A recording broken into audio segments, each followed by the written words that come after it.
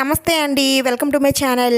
ఈ వీడియోలో హనుమాన్ జయంతి రోజు స్వామివారిని సింధూరం అక్షింతలతో పూజ చేసినట్లయితే చాలా మంచి జరుగుతుందండి.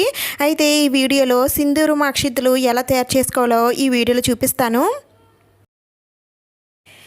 ఇప్పుడు ఒక ప్లేట్ తీసుకొని దానిలో బియ్యం వేసుకోవాలండి. ఈ బియ్యం కూడా ఎక్కడ ఇరగలేనటువంటి మంచి బియ్యమే తీసుకోవాలి.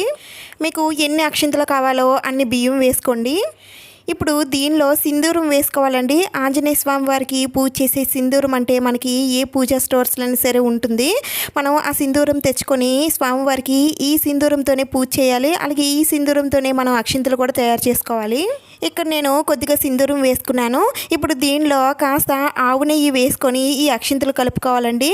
ఎప్పుడు కూడా మనం ఏ అక్షింతలైనా సరే మనం నీళ్ళతో కలపకూడదండి. ఇలా ఆవు నెయ్యితో కానీ లేదంటే మీ దగ్గర నెయ్యి లేనట్లయితే నువ్వుల నూనెతో అయినా సరే మనం ఈ అక్షింతలు కలుపుకోవాలి.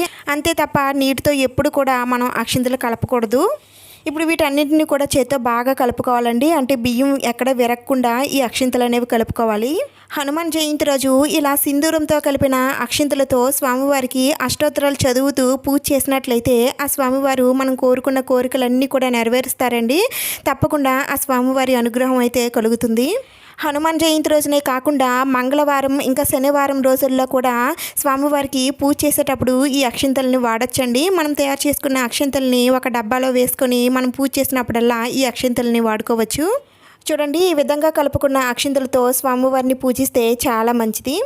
స్వామివారికి పూజ చేసిన అక్షింతల్ని మన శిరస్సు పైన వేసుకున్నట్లయితే మన ఏ కార్యక్రమం తలపెట్టినా సరే విజయవంతమవుతుంది.